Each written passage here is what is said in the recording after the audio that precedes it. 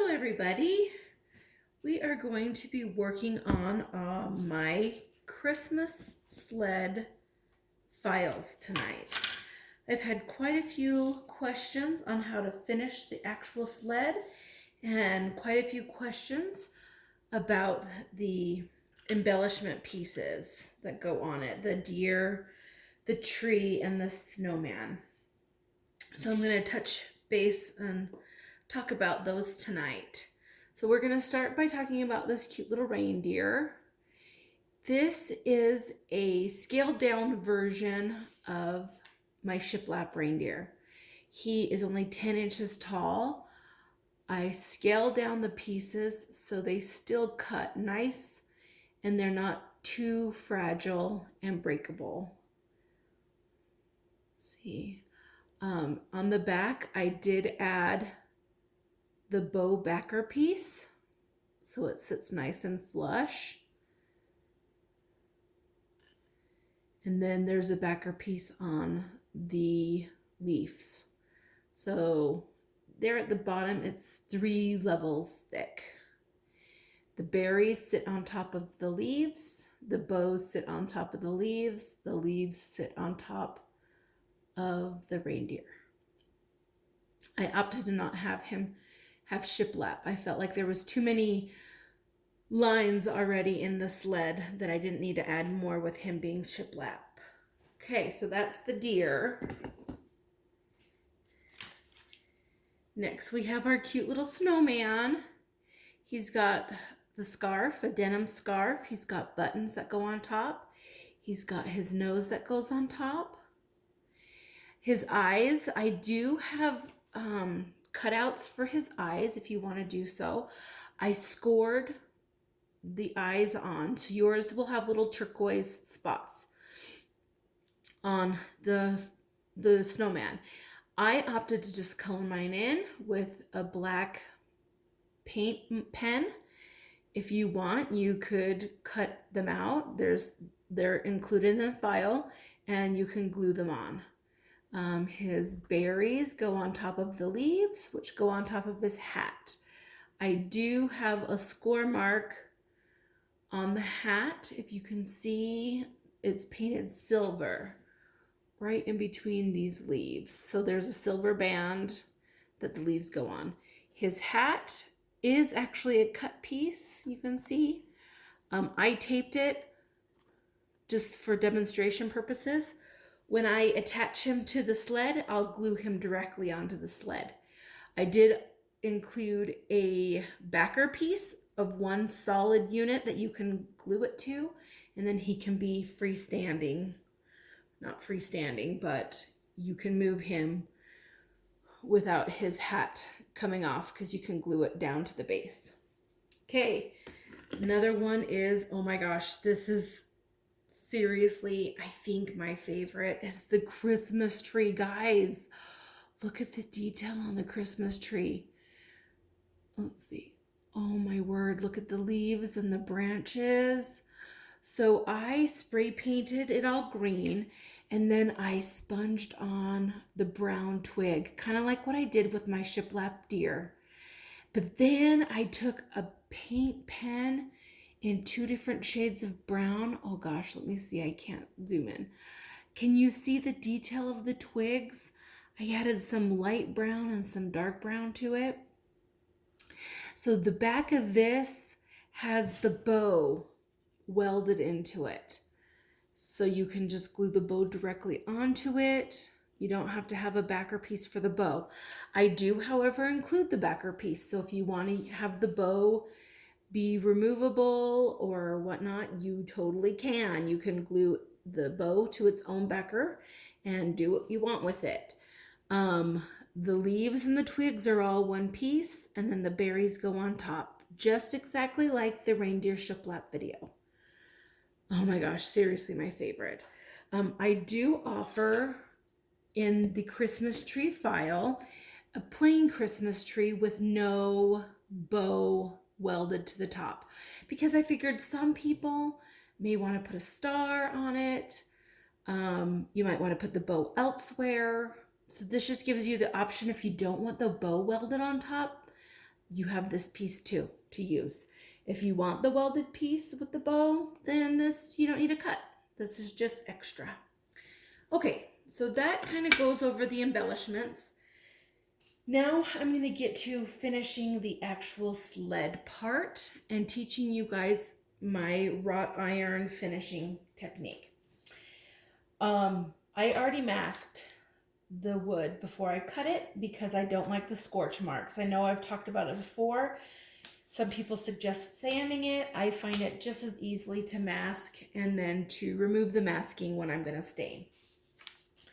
All right, so here are my pieces. You're going to maybe wonder why I did this. Let me explain my logic. So if you can see, there's a rectangle cut out around the slats of the wood planks for the sled.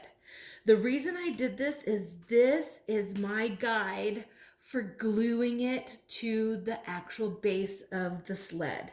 I use it to rest up against this little handle part, and it gives me the perfect spacing. I'll show you that in a minute. First, we're going to get this stained so it can start drying. I'm just going to use a sponge. I just cut little squares off with a knife. Dip it into my Minwax stain. Just kind of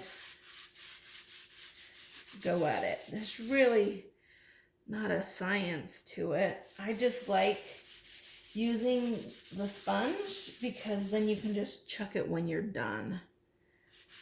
Seems like I can never get all of the stain out of my brushes when I use them.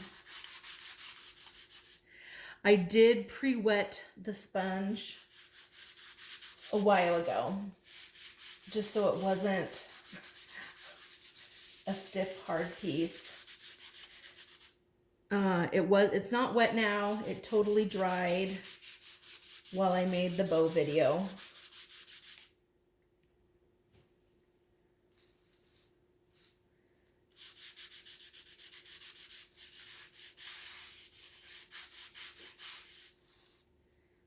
Okay. I just leave my wood in here for cleanliness reasons. There's masking on it. The masking will help the extra wood not get stained if I need to use it down the road. All right, that looks good and covered. So we're gonna scooch that aside and we're gonna let it dry while I show you the technique for the wrought iron base.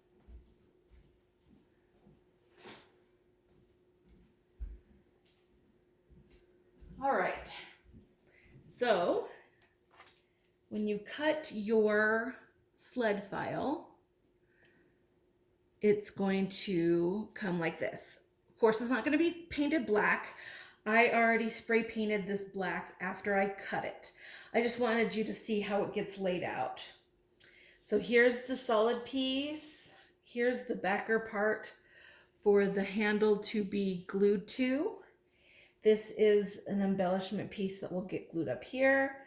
This will be the piece that holds this part to the handle. And these are going to be our little faux bolts. I did put score lines on these. Let me show you if I can. So right here, there's score lines right here to show you where the little bracket piece gets glued on. And there's little circles right here to show you where the bolts, and I'm using air quotes, bolts get glued in. And that's just so you don't have to guess or measure. I figure if I do the hard part of putting it in the file, it'll make your assembly much faster and my assembly much faster. All right, so for our wrought iron, you're going to start with a black base. So I just spray painted it black after I cut it. I'm going to take my very fancy styrofoam plate and I'm going to use a shade of gray, any shade really. I like a medium one. This one's called Rain Gray. And I'm just going to Pour a little bit on the plate. We don't need crumbs. You don't need a lot. A little bit goes a long way. All right, then I have this silver metallic paint. And you're just gonna pour some of this near it. All right, now I'm gonna use a fancy tool, guys. This tool is super hard to get. Just kidding. Comes free, gift with purchase for many, many orders from Amazon. It is legit bubble wrap. Can you believe that? Bubble wrap. I have to fight my 7-year-old when packages come for the bubble wrap because she wants to pop it. I'm like, no, no, no, no. Mom needs that. That's Mama's tool. No, hands off, girl. Mom calls dibs. Okay. So what you're going to do is you're just going to get a little bit of gray, a little bit of silver, kind of clean off your bubble wrap and just have at it. Look, go over the bolts. This is going to be layering. You don't have to worry about getting it perfect on your first go round. Kind of smear it. You don't want necessarily perfect circles. Maybe a little bit more silver than gray. The silver, it's very translucent. It's very hard to see, so kind of adds a little something without too much terrible color commitment. But you just kind of see, oh look, now you can kind of see a little bit better the score marks. Now that there's more color to it, you can see the score marks for where you're going to place the bolts. All right, so you're just going to keep doing that, guys.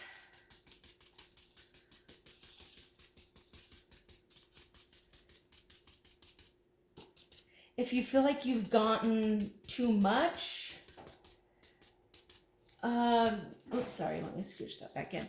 Too much gray and silver on your board, you can always get another dark color of gray or some black and just kind of layer it, go over it until you feel like it's realistic looking. I don't even know where or when I learned this technique. I have a farmhouse tier tray set that I sell. I bought the file, so I don't sell the file, but I did this technique to the windmill and to the little windmill O for the word home. And have gotten quite a bit of response about how I achieved this look. But look, I mean, like, it's just coming along. It's so fast. If you have kids that beg you to help them or beg to help you finish your projects, this is totally something you can hand over. Because it's, I wouldn't dare say it's foolproof, but you can always add more or erase it by adding some more black to it. And you know, wrought iron isn't perfect. Some areas are a little bit more distressed than others. If you get perfect circles, just kind of give it a little smear. There's me using that technical term again. You definitely don't want it to shout that you use bubble wrap.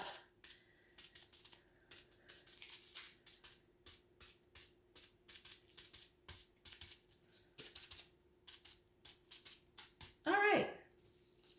I'm loving it. I'm thinking that looks good. Let's see. Kind of look at it at a different angle. I think I might add a little bit more silver. Remember, the silver doesn't really add much color. It's more of a sheen that it adds.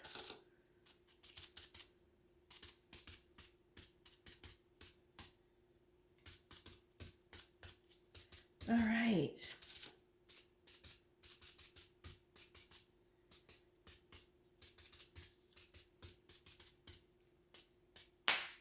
Oh, a little pop to go along with it. Perfect.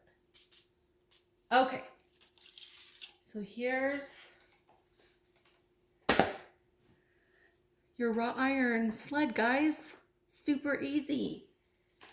Okay. I'm gonna just pop these out.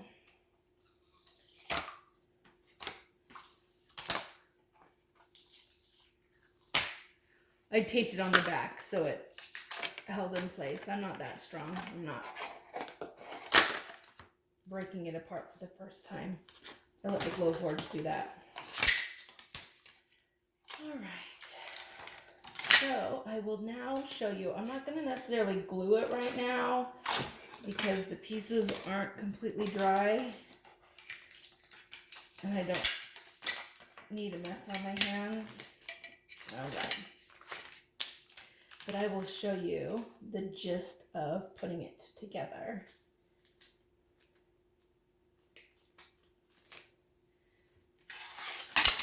Oops, sorry. Let me scooch this all out of the way.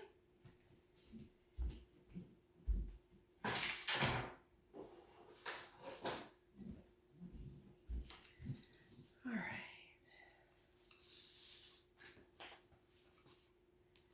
Okay, so this will be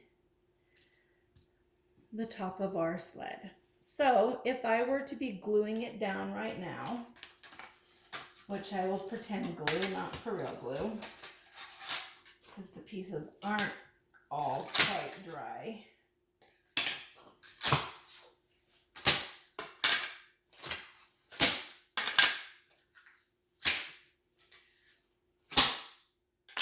Sorry, that was super loud. Okay. Perfect. Okay, so I would first glue this piece down. This piece is a little bit larger than this, so it doesn't have to line up exactly perfect, but you just kind of line it up most of the time. There you go. Just make it look good. Make sure it's evenly spaced all the way around. Looks great. All right, so then the next piece you would do is you would glue this. I'm going to call it a bracket. There's two holes on it, one right here, or score marks, one right here, one right here. The one that's closer to the edge is made to go at the top of the sled. The one that's farther in from the edge is made to rest on here. Again, score marks here. Sorry, let me bring that down. There's score marks right here and right here. This one, you don't necessarily glue quite yet. What I would do is I would glue this piece on and then glue this piece on. Boop. Get it all lined up. Line up all the score marks. Line up the base of this. If you'll notice, this guy can get glued down to here, so you would put glue on here. Get it all nice and lined up, centered, golden. Perfect. All right. This is where this rectangle comes in handy. Okay. What you're going to do is you're going to center it. It goes right on the edge, inside edge of the slide rails. Or not slide rails, the sled rails. And then you bump it all the way up to meet this. So it rests on the inside of the rail on both sides, and it bumps right up to here. Then I would put super glue here, slide it in. Next, super glue here, super glue here, slide it in. You get where I'm going? Super glue here, super glue here, slide it in. Okay, in real life that wouldn't have moved because they would have been super glued, but you're just gonna pretend. Perfect. Okay. Then you're gonna super glue your bolts, again, air quotes, bolt here, bolt here, bolt here, bolt here. This can now safely be removed. You've got your centering in between correct. You've got your centering on the sides correct. You've got your space in here perfect. You let it dry. You add some twines. Twine, not twines.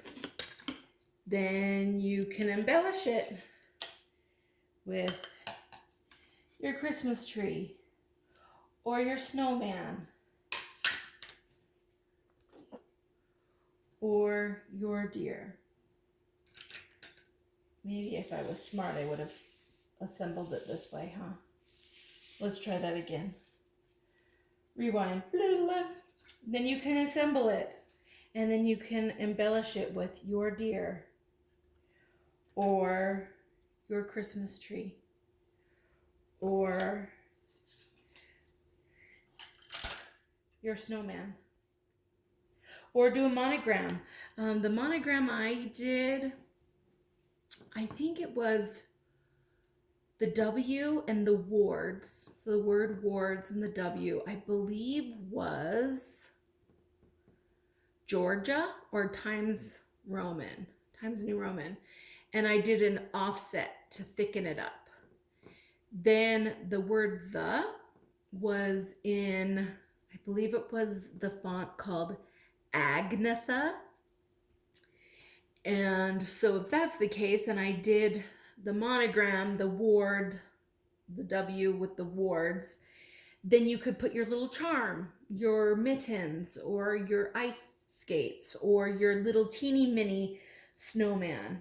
The snowman for the charms. One sec, I'm gonna go get it.